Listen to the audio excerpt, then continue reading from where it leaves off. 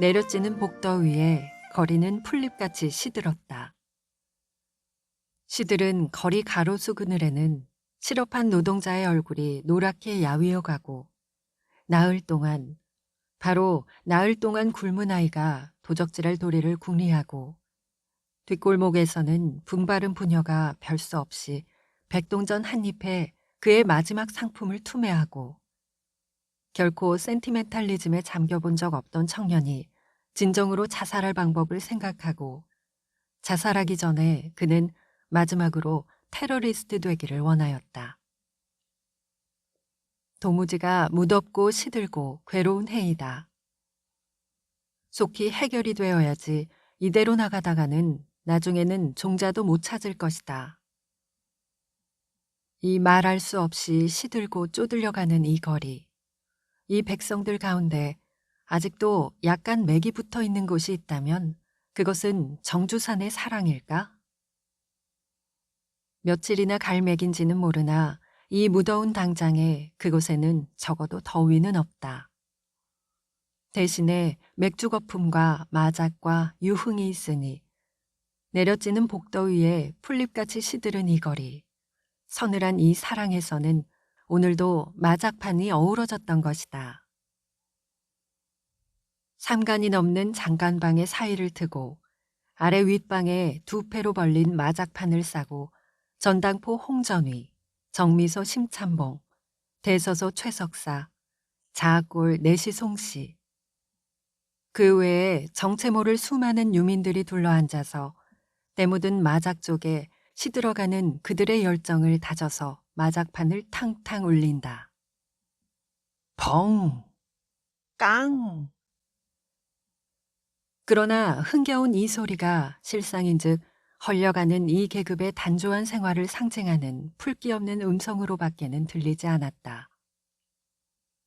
한 끝에 맥주 한 병씩을 걸고 날이 밝도록 세월 없이 마작판을 두드리는 그들의 기력 없는 생활의 자멸을 재촉하는 단말마적 종소리로밖에는 들리지 않았던 것이다. 벙! 깡! 홀라! 양동이에 얼음을 깨뜨려 넣고 그 속에 채운 맥주를 잔 가득 나누고 마작 쪽이 와르르 흩어지니 판은 또다시 시작되었다. 오늘이나 소식이 있을까? 판 한모에서 대전하고 있던 정주사는 마작과는 관계없는 딴 생각에 마음을 은근히 앓으면서 홍중 쪽을 정성스럽게 모아들었다. 그는 끝수의 타산으로가 아니라 본능적으로 어쩐 일인지 홍중을 좋아하고 백판을 극도로 싫어하였다. 홍중으로 방을 달면 길하고 백판으로 달면 흉하다는 이 비논리적 저 혼자의 원리에 본능적으로 지배를 받으면서 이것으로써 은근히 마음먹은 일을 점치는 것이다. 그 심리는 마치 연애에 빠진 계집아이가 이기든지 말든지 간에 남몰래 트럼프의 화투장을 정성껏 모아들이는 그 심리와도 흡사하였다. 정주사는 오늘도 아들의 편지를 고대하면서 홍중으로 방짜기에 애를 썼다. 그러나 재수없는 백판만 여러 쪽 들어오고 홍중은 판판이 한쪽도 들어오지는 않았다. 그래도 그는 추근추근히 세 쪽이나 들어온 백판을 헐어내버리면서도 수중에 한쪽도 없는 홍중을 한 장, 두 장 판에서 모아들이기에 헛애를 썼다. 결과는 방달기가 심히 늦고 남이 벌써 홀라를 부를 때에도 그는 방은커녕 엉망진창인 수많은 마작족을 가지고 미처 주체를 못해서 쩔쩔매었다. 그러나 물론 그는 홀라를 바라는 바도 아니오 맥주를 아끼는 터도 아니었다. 다만 홍중으로 훌륭하게 방 한 번 달기가 원이었다. 그러나 종일 마작판을 노려도 홍중은 안 들어오고 편지는 안 오고 그의 마음은 말할 수 없이 우울하였다. 에이, 화난다. 마음 유하게 판에 앉았던 정주사도 나중에는 화가 버럭 나서 마작족을 던지고 벌떡 자리를 일어났다. 운송, 요새 웬일이오? 같이 놀던 친구들은 정주사의 은근한 심정은 모르고 그의 연패하는 것이 보기 딱해서 그의 손속 없는 것을 민망히 여겼다. 최석사, 대신 들어서시오. 옆에서 바라보고 있던 최석사에게 자리를 사양하고 정주사는 운목에 서 있는 넓은 침대에 가서 몸을 던지고 마작 소리를 엽기로 흘리면서 자기 스스로의 생각에 잠겼던 것이다. 정주사의 사랑하는 외아들이 일확만금을 꿈꾸고 새 실업을 꾀하여 동해안으로 떠난 것은 벌써 작년 봄이었다. 대학을 마친 풋지식을 놀려두기보다는 아버지의 뜻을 이어 수년 전부터 동해안 일대에 왕성히 일어난 정어리업에 기울였던 것이다. 바다일이라는 것이 항상 위험하기는 위험한 것이나 천여석지기의 자본을 시세 좋은 정어리업에 들여밀면 만금이 금시에 정어리 쏟아지듯 쏟아질 것이다고 생각한 그는 대번에 300석지기에 넘는 옥토를 은행에 잡히고 2만여 원의 자본금을 낸 것이다.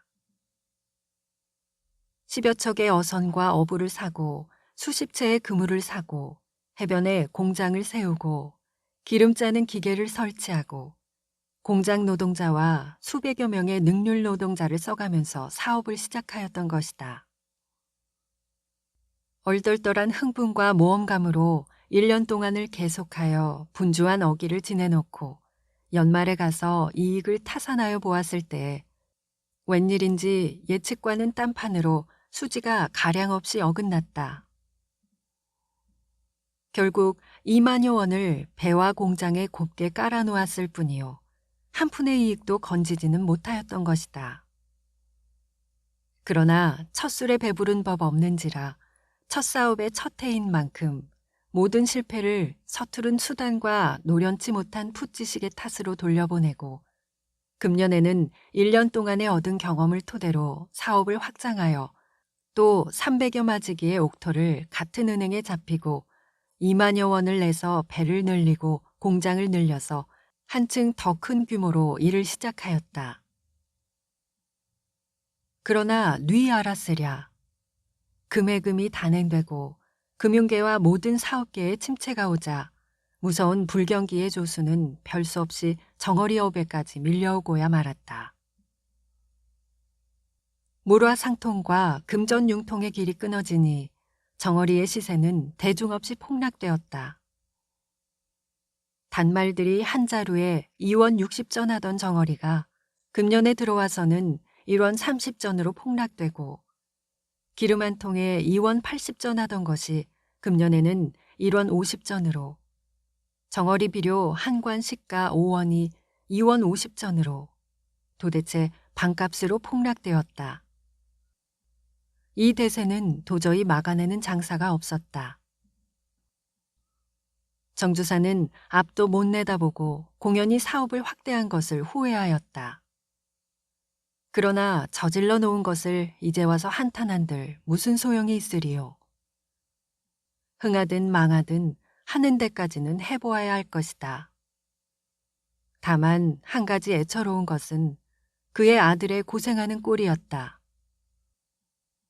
유약한 몸으로 편안한 집을 떠나 낯설은 해변에 가서 폭양에 쪼여가면서 갖은 신고를 다하리라고 생각하매 아버지의 마음은 한시도 편한 적이 없었다.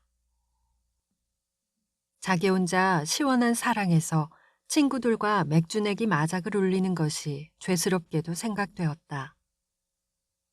게다가 요사이는 어찌 된 일인지 아들에게서 한 장의 소식도 없었다.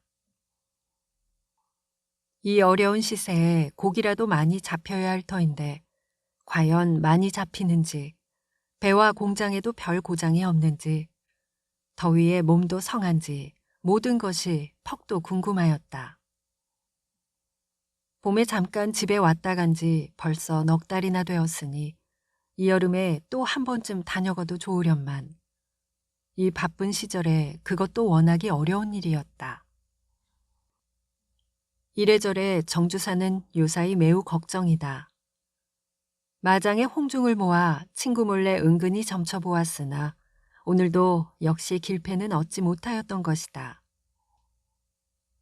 침대에 누운 정주사는 괴로운 심사와 가지가지의 무거운 생각을 이기지 못하여 바로 누웠다 돌아 누웠다 하면서 긴 한숨을 내쉬었다.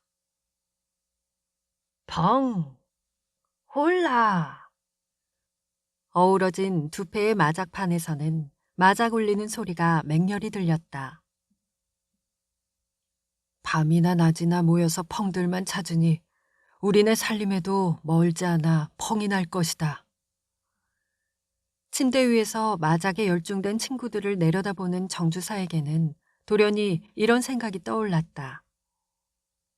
그 순간 가련한 친구들과 자기 자신의 자태가 머릿속에 전광적으로 번쩍였다. 악몽이다. 정주사는 우연한 이 생각에 스스로 전율하고 불길한 환영을 떨쳐버리려고 애쓰면서 돌아누워 시선을 문득 푸른 하늘로 옮겨버렸다. 종일 동안 들볶아치던 폭우는 밤이 되니 낮 동안의 소란과는 반비례로 심히 고요하였다. 하늘도 어둡고 바다도 어둡고 뾰족한 초생달이 깊은 하늘에 간드러지게 걸리고 언덕 위에 우뚝 서 있는 정어리 공장 사무소 창에서 흐르는 등불이 어두운 해변의 한 줄기의 숨소리와도 같다. 규칙적으로 몰려오는 파도의 소리가 쇠쇠 들려올 뿐이다. 전구태 오너 공장 사무소라고 굵게 쓰인 간판 달린 언덕 위의 공장 사무소 안에는 젊은 주인공이 등불을 돋아놓고 이슥하도록 장부 정리에 열중하고 있었다. 옆방 침실에서는 공장의 감독격으로 있는 최군과 서기격으로 있는 박군의 코 고는 소리가 높이 들렸다. 코 고는 소리에 이끌려 건듯하면 저절로 내려감기는 두 눈을 비벼가면서 낮 동안의 피곤도 무시하여 버리고 그는 장부 정리에 열중하였다. 장부의 숫자를 대조하여 가는 동안에 정신도 차차 맑아갔다. 등불에 비치는 그의 얼굴은 검어 무뚝뚝하게 보였다. 그러나 그것도 원래 그런 것이 아니라 이태 동안이나 해변에 서서 바닷바람과 폭양을 쏘였으므로였다. 연전에 서울이 있어서 카페에나 돌아다니고 기생들과 자동차나 몰고 할 때는 그도 얼굴빛 희고 기계 높은 청년이었다. 그것이 두 해 여름이나 해변에는 끄슬고 타고 하는 동안에 이렇게 몰라볼 만큼 풍골이 변하였던 것이다. 카페에서 술 마시면 울고 기생 앞에서 발라맞추던 연약한 그의 성격도 껄끄러운 뱃사람들과 접촉하는 동안에 어느덧 굵직하고 거칠게 변하였던 것이다. 장부에 가늘게 적힌 숫자와 주판 위에 나타나는 액수를 비교하여 가는 그의 얼굴은 차차 흐려지고 암담하여 갔다. 괴상한 일이다.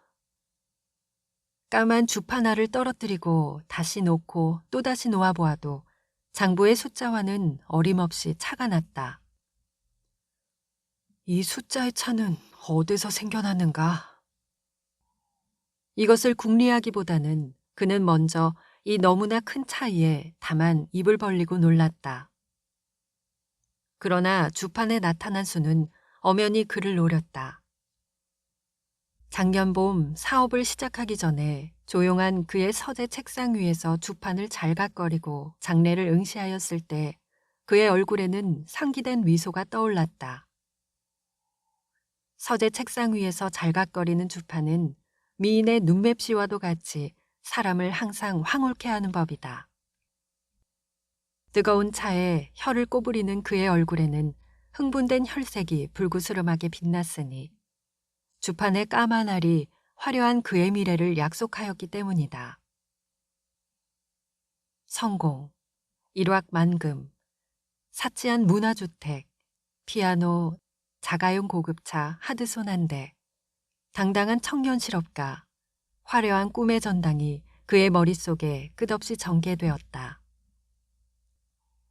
그러나 주판의 농간을 그 어찌 알았으랴. 서재 책상의 주판은 그를 온전히 속여버리고야 말았던 것이다. 1년 전에 그를 황홀케 하던 주판은 이제 이 해변 사무소에서 그를 비웃고 있다. 끝없이 화려하게 전개되던 꿈의 전당은 이제 그의 눈앞에서 와르르 헐어져 버렸던 것이다. 그뿐 아니다. 파산, 몰락, 장차 닥쳐올 비참한 이 과정이 그의 눈앞에 캄캄하게 가리웠다. 그는 장부와 주판을 던져버리고 책상에서 머리를 들고 몸을 펴서 교의에 징긋이 전신을 의지하였다. 눈앞에는 창밖으로 캄캄한 어둠만이 내다보였다.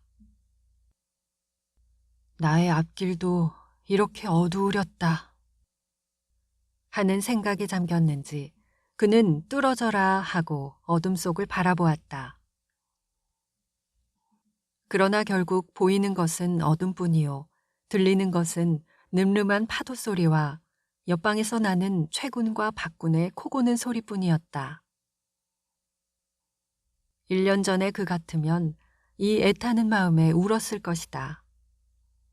그러나 이제 그는 못생기게 울지 않았다. 이것 하나가 바다에 와서 얻은 득이라면 득일까. 창밖에서 시선을 옮기고 그는 교의를 일어서서 담배를 태워 물고 잠 안 오는 우울한 마음에 사무소를 나왔다. 언덕을 내려와서 해변으로 걸어가는 그의 다리는 맥없이 허전허전하였다. 기울어진 초생달 밑에서 사만금을 집어삼킨 검은 바다는 탐욕의 괴물같이 이빨을 갈면서 그를 향하여 으르렁거렸다. 일순 그는 불쾌하여서 바다에서 몸을 돌려 포구를 향하였다. 잠들어 고요한 포구는 그를 대하여 으르렁거리지는 않았다. 그러나 거기에도 그의 적은 기다리고 있었으니 그를 상대로 살아가는 수백 명의 부녀 노동자들과 공장 노동자는 임금 문제로 그와 다투었다. 그는 마지막으로 하늘을 우러렀다. 그러나 하늘 역시 그에게는 적이었다. 북으로 모여드는 검은 구름, 언제 쏟아질지 모르는 위험한 날씨이니 한바탕 장황이 쏟아지기만 한다면 정어리가 바다에서 끓는다 하더라도 배는 낼 수 없는 터이다. 하늘을 우러러도 바다를 향하여도 포구를 대하여도 어느 것 하나 그에게 적 아닌 것이 없다. 그리고 이 모든 적의 배후에는 시세의 농간을 부리는 더 큰 괴물이 선웃음 치고 있는 것을 그는 당장 눈앞에 보는 듯하였다. 이 모든 적을 상대로 싸워나갈 생각을 하니 앞이 아득하였다. 그러나 이제 이대로 주저앉을 수는 없는 터이니 싸울 때까지는 싸워나가야겠다고 그는 이를 갈고 거룩한 결심을 하였다. 촉촉한 모래를 밟으며 으슥한 해변을 거니는 그에게는 낮 동안에 무심하던 해초 냄새가 이제 새삼스럽게 신선하게 흘러왔다. 신선한 해초 냄새에 그는 문득 오래간만에 건강한 성욕을 느꼈다. 서울에 멀리 떨어져 있는 아내의 생각이 간절히 났다. 뒤를 이어 오랫동안 소식 안 보낸 아버지의 생각도 났다. 해변의 낮은 길고 북극의 바다는 쪽잎같이 푸르다.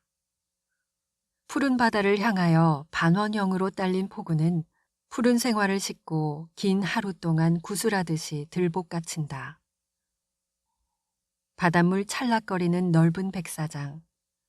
그곳은 포구 사람들의 살림터로 아울러 싸움터이니 거기에서 그들은 종일 동안 부르짖고 땀 흘리고 청춘을 허비하고 죽음을 기다리고 일생을 계산한다. 무거운 해와 건강한 해초의 냄새를 맡으면서 적동색으로 글린 수백여 명의 부녀 노동자는 백사장 군데군데에 때를 짓고 정어리 배가 들어오기를 초조히 기다렸다. 배가 들어와야 그들에게는 할 일이 생기는 것이니 어부가 잡아들인 정어리를 그물코에서 따서 어장에까지 나르는 것이 곧 그들의 노동인 것이다. 어째 배가 에이 들어오. 마. 저기 들어옵네. 우승기 날리며 배 들어옵네. 옳소, 옳소. 먼 수평선 위에 나타난 검은 일점을 노리던 수백의 눈은 일시 빛나고 백사장에는 환희와 환조가 끌어올랐다. 검은 일점이 그의 정체를 드러내놓기에는 꽤 긴 시간이 걸렸다. 거의 반시간이 넘어서야 그럴듯한 선체와 붉은 돛과 선두에 날리는 우승기가 차차 드러났다. 남풍에 휘날리는 붉은 돛을 감아내리더니 배는 노를 저어 폭우로 향하였다. 선두에는 우승기 외에 청기, 홍기가 휘날렸다. 청기, 홍기는 어획의 풍산을 의미하는 것이니 백사장에는 새로운 환희의 소리가 높이 났다. 뉘 배요? 명파리 배예요. 우승기 달고 우쭐했어. 저기 또 배 들어오. 자기예요. 하나, 둘, 서너. 야. 수평선 위에는 연하여 검은 점이 나타나더니 그것이 차차 커지며 일정한 거리에 와서 일제히 돛을 내리고 굵은 노를 저으면서 역시 포구를 향하여 일직선을 그었다. 기다리던 배가 들어옴을 볼 때 정구태 공장 사무소에서도 각각 출동의 준비를 하였다. 젊은 공장주도 어젯밤 우울은 씻어버린 듯이 새로운 기쁨을 가지고 밀짚 모자를 쓰고 고무장화를 신었다. 밖과 채를 거느리고 사무소를 나와 언덕을 내려왔을 때 배는 쌍쌍이 뒤를 이어 포구 안으로 들어왔다. 배는 말할 것도 없이 거의 모두 구텐의 배였다.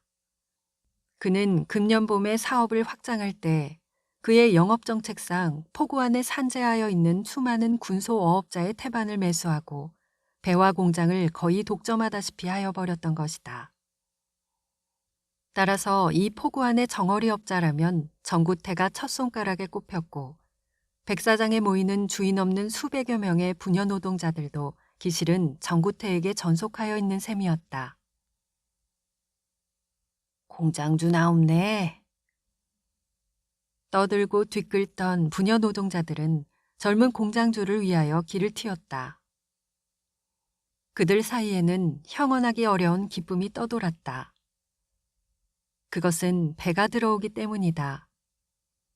날마다 몇 차례씩 당하는 일이지만 이 기쁨만은 언제든지 변치 않고 일어나는 것이니 해변 사람 아니면 맛볼 수 없는 기쁨이다. 허연 고기를 뱃속에 그득히 잡아 싣고 순풍의 돛을 따라 쌍쌍이 노를 저어 들어올 때 그것은 서로 이해관계는 다를지라도 뱃사람 자신들에게나 공장주에게나 부녀 노동자들에게나 똑같은 기쁨을 가져왔다. 생산의 기쁨이라고 할까? 속일 수 없는 기쁨이다. 포구 안에 들어온 배가 차례차례로 해변 모래기슭에 바싹 되었을 때 그들은 벌떼같이 일제히 그리로 몰렸다. 검붉게 탄 우통을 드러내놓은 뱃사람들은 배에서 내려서 밧줄을 모래밭 기둥에 든든히 매놓고 모래 위에 부대 조각, 멱서리 조각 등을 넓적하게 펴고 배와의 사이에 널간으로 다리를 놓고 그 위로 고기 달린 그물을 끌어내려 육지로 옮겼다. 한 대에 이은 여러 채의 그물이 한 줄에 달려 내려와서 부대 조각 위에는 허연 고기의 산을 이루었다. 이 고기 더미를 둘러싸고 부녀 노동자들은 그 주위에 각각 알맞은 곳을 차지하고 볼 동안에 원을 그렸다. 부녀 노동자 가운데에는 12살씩 먹은 소녀가 가장 많으나 그 외에 17, 8세 되는 처녀도 있고 30을 넘은 부녀도 있고 혹은 60에 가까운 노파도 섞여 있었다. 그들은 순전히 일한 분량에 의하여 임금을 받는 것이니, 즉 그들은 대개 동무들과 몇 사람씩 어울리거나 혹은 두 모녀가 어울려서 함지에 고기를 따 담아가지고 감독 있는 어장까지 날라서 큰 나무통에 한 통씩 채우는데 대개 15전씩의 임금을 받으니 이것을 어우른 동무들과 똑같이 분담하는 것이다. 그러니 배가 잘 들어오고 고기가 잘 잡혀서 하루 종일 일하게 된다 하여도 한 사람 앞에 불과 몇십 전의 임금밖에는 배당되지 않는 것이다. 그러므로 순전히 이것으로 생활을 도모하여 나가는 그들에게는 한 푼이 새롭고 아까운 것이다. 그들은 될 수 있는 대로 능률을 올려서 서로 다투어 가면서 재치 있게 부랴부랴 일을 하는 것이다. 6척의 배에서 내린 6개소의 그물더미로 각각 분배되니 수백여 명의 노동자는 거의 다 풀렸다. 백사장 위에 일렬로 뭉친 6개의 떼는 꿀집을 둘러싼 6개의 벌떼와도 흡사하였다. 그들은 이렇게 쉽게 6개소를 뭉치기는 뭉쳤으나 일은 즉시 시작하지 않았다. 오늘은 일을 시작하기 전에 기어이 공장주와 따질 일이 있었으니 그것은 임금 문제였다. 이때까지 한 통 임금 15전씩 하던 것을 5전을 내려 10전씩을 공장주 측에서 며칠 전부터 굳게 주장하여 나중에는 어업조합에까지 걸어서 결정적 시행을 보게 되었던 것이다. 정어리 시세가 떨어졌으므로 라는 당연한 이유를 내세우나 이 당연한 이유가 부녀 노동자들에게는 곧 줄임을 가져온다는 것을 공장주도 모르는 바 아닐 것이다. 그들은 한운 수 없이 며칠 동안 10전 임금에 복종하여 왔으나 그것으로 인하여 현저히 생활에 위협을 받는 그들은 더 참을 수 없어서 오늘은 공장주와 철저히 따져볼 작정이었다. 비록 아직 통일적 행동으로 동원되도록 조직은 못 되었으나 그들은 똑같은 항의를 다 같이 가슴속에 감추어 있었던 것이다. 오늘은 한 통에 얼매요? 그들은 공장주를 붙들고 임금 결정을 요구하였다. 조합에서 작정한 것이 있지 않소? 10전이요, 10전. 젊은 공장주의 태도는 턱도 뻑뻑하였다. 10전 아니에요. 그들은 이구동성으로 항의하였다. 이 무서운 세월에 10전도 과하오.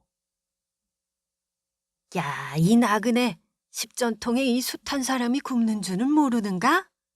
5전 더 낸다고 당신 내야 곧 굶어 죽겠습나. 굶든지 마든지 조합에서 정한 것을 내가 어떻게 한단 말이오? 조합놈 새끼들 마사놓겠다.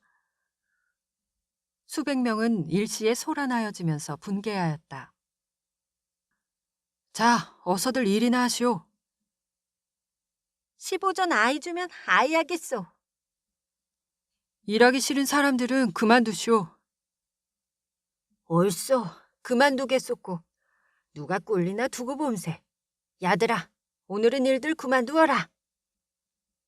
극히 간단하였다. 공장주의 거만한 태도에 분개한 그들은 둘러쌌던 원을 풀면서 벌떼같이 어지럽게 백사장에 흩어졌다. 일하는 년들 썩어진다. 집안 형편이 하도 딱해서 그런대로 여기서 일하여 볼까 하던 부녀들도 이 위협의 소리에 겁이 나서 자리를 비실비실 떠나버렸다. 노동자가 헤어버린 백사장에는 손대지 않은 6개의 그물더미가 노동자를 기다리면서 우뚝우뚝 서 있을 뿐이다. 그들의 집단적 행동에 공장주는 새삼스럽게 놀랐다. 이렇게 뻣뻣하게 나올 줄은 예측하지 못하였던 것이다. 그들을 다시 부르자니 같지 않고 그들 대신에 새 노동자를 불러들이자니 이 폭우 안에서는 불가능한 일이요. 그는 어쩔 줄 모르고 황망히 날뛰었다. 그날 저녁 야학은 다른 때보다 일찍이 끝났다. 맨 뒷줄에 앉아 하루 동안의 피곤을 못 이겨 공책 위에 코를 박고 있던 수냐는 소란한 주위의 이야기 소리에 문득 눈을 떴다.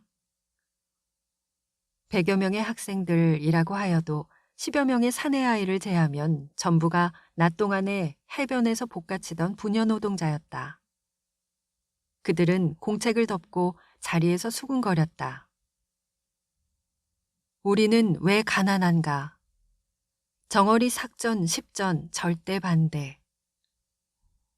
국문으로 칠판 위에 크게 쓰인 이 토막토막의 글을 수냐는 눈을 비벼가면서 공책 위에 공들여 베꼈다. 국문을 가재 깨친 그는 이 단순한 글줄을 읽고 쓰는데 5분이 넘게 걸렸다. 그럼 이 길로 바로 장계 옆 해변으로들 모이시오. 수냐가 칠판의 토막글을 다 베끼고 나자 강 선생은 그들에게 이렇게 분부하였다. 그가 졸고 있는 동안에 무슨 이야기가 있었는지 벼랑간 장계 해변으로 모이라는 이 분부에 수냐는 영문을 몰랐다. 그러나 소란한 이 자리에서 그는 어쩐지 알 수 없이 가슴이 울렁거렸다. 100여 명의 야학생들은 제각각 감동과 흥분을 가지고 교실을 나와 마당에 쏟아졌다. 그들은 한 사람도 빼놓지 않고 즉시 장계해변으로 향할 생각이었다. 강 선생의 명령이라면 절대로 복종이었다. 그만큼 그들은 어디서 들어왔는지 고향조차 모를 강 선생을 퍽도 존경하고 사모하였다. 눈이 매섭고 영악한 한편에 강 선생은 학생들에게는 극히 순하고 친절하고 의리가 밝았다. 어디로부터서인지 돌연히 이 포구에 나타난 지 벌써 1년이 넘도록 그는 한 푼의 이해관계도 없는 수많은 그들을 모아놓고 충실히 글을 가르쳐 주어왔다. 그는 어쩐지 조합 사람이나 면소 사람들과 보다도 뱃사람이나 노동자들과 더 친하게 굴었다. 새빨간 표지의 툭툭한 책과 깨알 쏟듯한 꼬부란 양서를 열심으로 공부하는 반면에 그는 간간히 해변에 나와 바람을 쏘이며 이런 사람들과 오랫동안 여러 가지 이야기에 잠길 때가 많았다. 그리고 밤만 되면 학생들을 모아놓고 열심으로 글을 가르쳐 주었던 것이다. 어느 모로 뜯어보던지 이런 총구석에 와서 박혀있을 사람이 아닌 이 정체 모를 강 선생은 그들에게는 알지 못할 수수께끼였다. 그는 가령 말하면 젊은 공장주 정구태와 같이 이 폭우로 돈 벌러 온 것도 아니다. 그들 중에 어떤 사람은 아무 관련도 없으나 가끔 이렇게 강 선생과 공장주를 비교하여 보았다. 한 사람은 그들을 위하여 주고 한 사람은 그들을 얼리우고 빼앗아 간다. 즉, 강 선생은 그들의 동무요, 정구태는 그들의 원수이라고 그들은 생각하고 판단하여 왔던 것이다.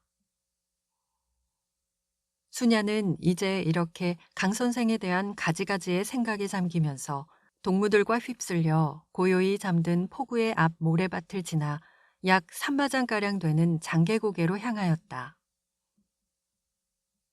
진선아, 이 밤에 장계에 가서 무수거 한다디?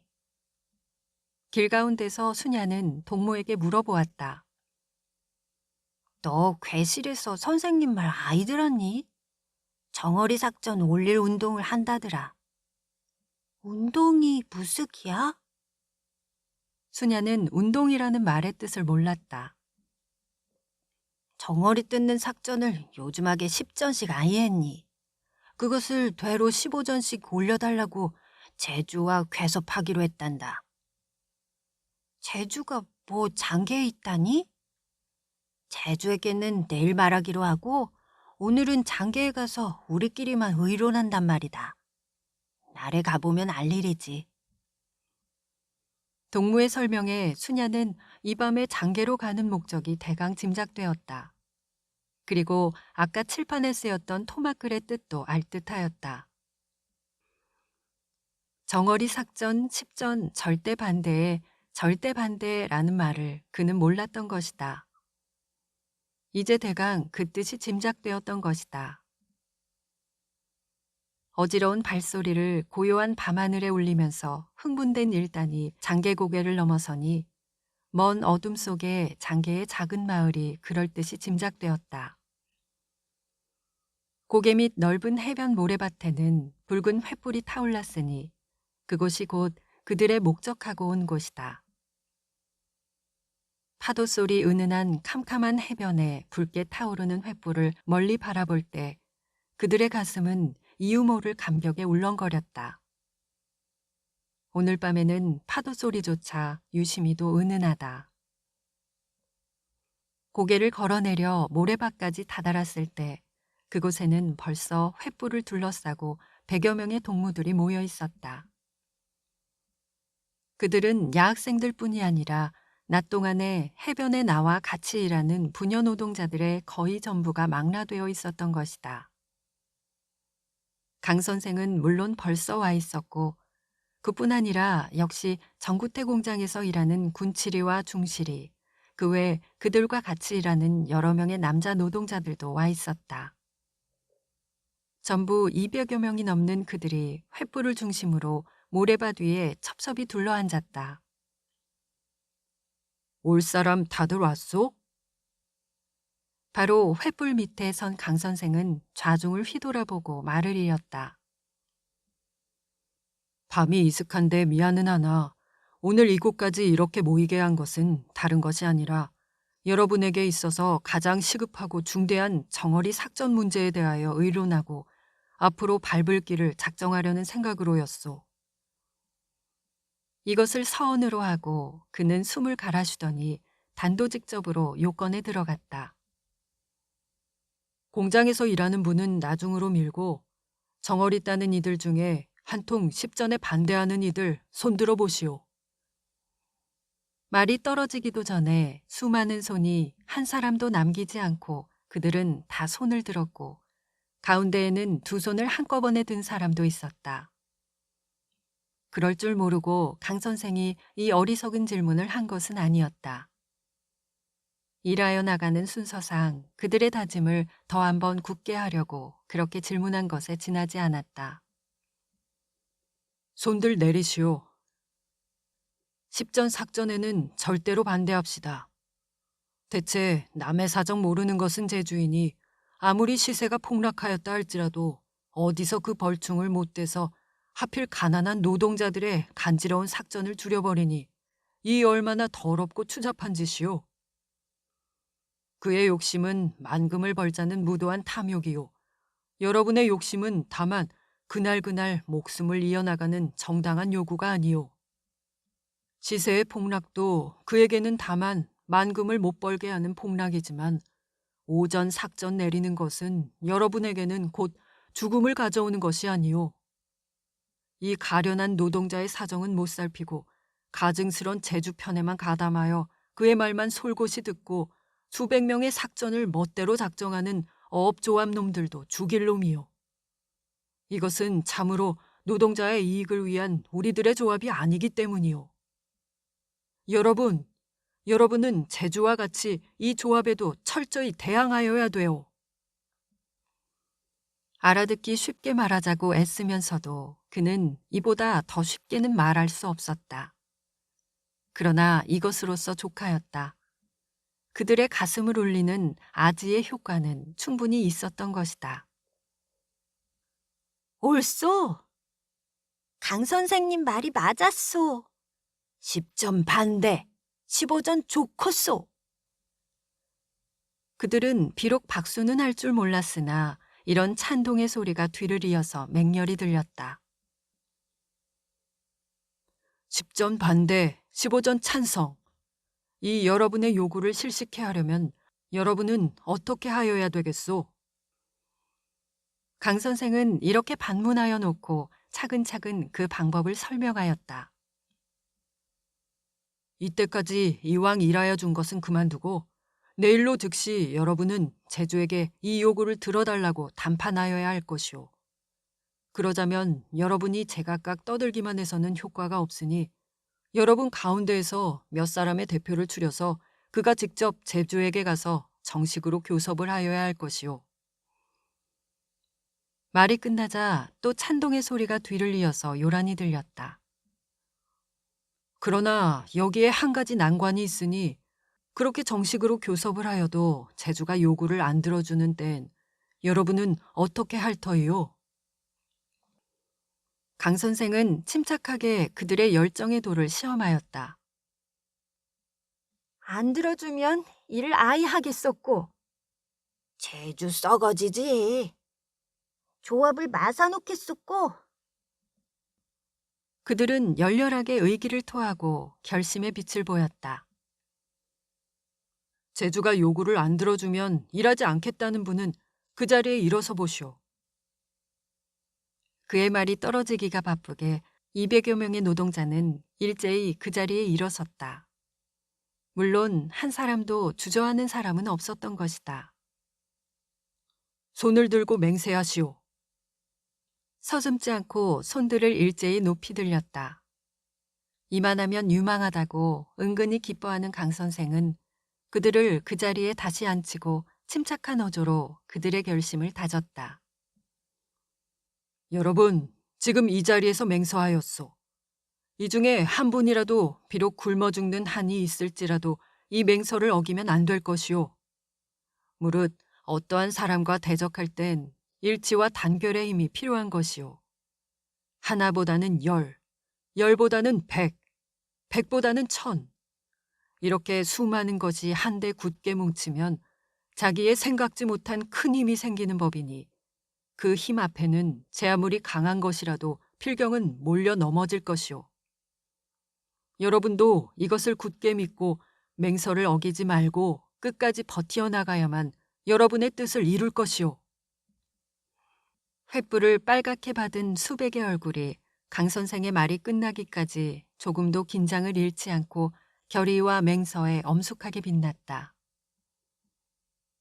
이렇게 하여 으슥한 이 해변에서는 포구 사람 잠자는 동안에 비밀 화합이 무사히 끝났던 것이다. 끝으로 강 선생은 그들 중에서 4사람의 교섭원을 뽑았다. 공장의 군칠치, 중실이, 부녀 측에서는 임복래와 일순례. 이 4사람은 모든 사람의 환영리에 기쁜 낯으로 책임을 맡았다. 내일 아침 배 들어오기 전에 4사람은 다음에 3가지 요구를 가지고 제주와 직접 담판하기로 하였다. 정어리 뜯는 임금 한 통에 15전씩 하소. 기름 짜는 임금 육두 한 통에 10전씩 하소. 비료 가마니 묶는 임금 매개에 30전씩 하소. 나중에 일어날 여러 가지 시끄러운 장애를 피하기 위하여 그들은 이 조목을 구두로 담판하기로 하고 요구서는 작성치 않았던 것이다. 질의를 다 마친 그들이 강 선생을 선두로 긴 열을 지어 장계고개를 넘어 다시 포구로 향하였을 때 밤은 어느덧 바다 멀리 훤한 새벽을 바라보았다.